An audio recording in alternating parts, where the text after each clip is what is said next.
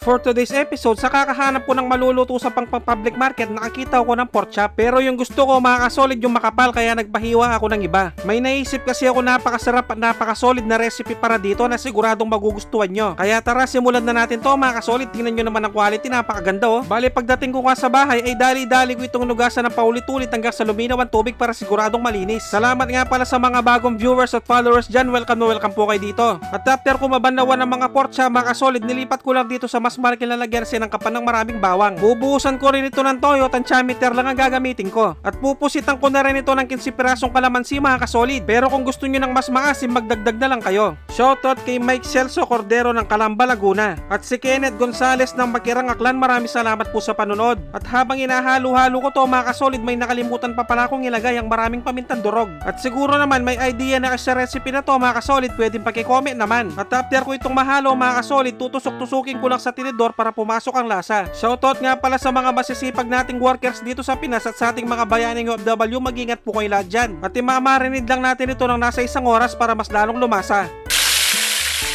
At fast forward tayo mga kasolid, pagkalipas ng 1 oras, nagprito na ako. At pagkalipas ng ilang minuto mga kasolid, iseset aside ko ng mga to, pero mas lalo pa natin silang pasasarapin mamaya. Isasalang ko na muna ang uling batch. At siguradong nakatutok din ngayon si Kenneth Salcedo ng Baguio City. At habang nagluluto ako mga kasolid, binisita ko ng kaibigan kong si Kuya Red TV. At siya na ang nagluto dahil gusto niya daw ma-experience ang pagluluto sa Kasolid Backyard. At siguradong nakarating na kayo sa part ng episode na to mga kasolid, pwedeng paki-comment naman kung tagasan ka para malaman ko kung saan umabot ang video to. Maraming salamat. At gamit yung kawaling pinagprituan ng pork chop, ilalagay ko ng napakaraming sibuyas. At dahil lumabas na ang aroma, ihiwalay ko ng kawali at maglalagay lang ako ng bawang. Sobrang napakalasa nito mga kasolid, kaya sana itry nyo. At after ko nga makapanggisa ng bawang at sibuyas, ilalagay ko ng napakasolid na pork chop. At eto rin ang isa sa magpapasarap dito, yung pinagmarinade kanina dahil ilalagay natin. At bubuhusan ko pa ito ng tubig dahil palalabotin ko pa ito mga kasolid, balikan natin mamaya.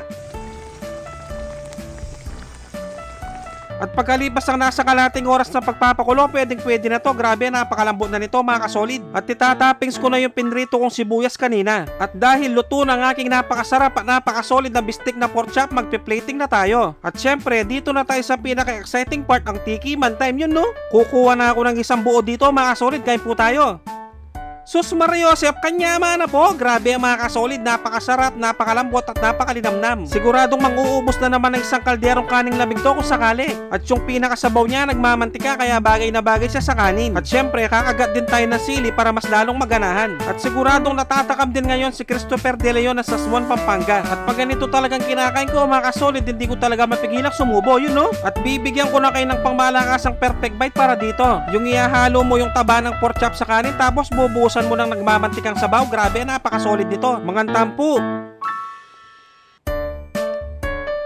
Taksya po na kalasa ng kalasa. At kung siyempong hating gabi nyo naman napanood to mga kasolid, mag-automatic pansit canton na lang kayo mga bossing. Dapat yung spicy ha. At siguradong naglalaway din ngayon si Doy D. Morales ng General Santos City. At si Marvic Lagi ng Santiago City, Isabela. At syempre hindi kumpleto ang pagkain mo nito mga kasolid kung walang malamig na Coca-Cola. At habang umiinom ako mga kasolid, kanina pa senyas si Kuya Red TV, siya naman daw. Kaya pinagbigyan na natin dahil kanina pa daw siya takam na takam sa likod ng camera. At siguradong nakaantabay din ngayon si Christine Dobrico ng Pandakaki, Mexico, Pampanga. Sige Kuya Red, tikman mo kung anong masasabi mo sa niluto ko.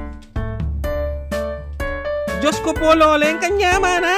Maraming salamat sa mga walang sawang sumusuporta at sumusubaybay sa aking mga video. At sa mga walang sawang nagsishare, maraming salamat, napakasolid nyo, sobrang appreciate ko kayo lahat. Magkita-kita ulit tayo next episode, magluto na kayo ng napakasarap at napakasolid na nagmamantikang bistik na pork chop. Magkita-kita ulit tayo next episode, maraming salamat sa panonood, mag-ingat ang lahat, basta Kapampangan, manyaman!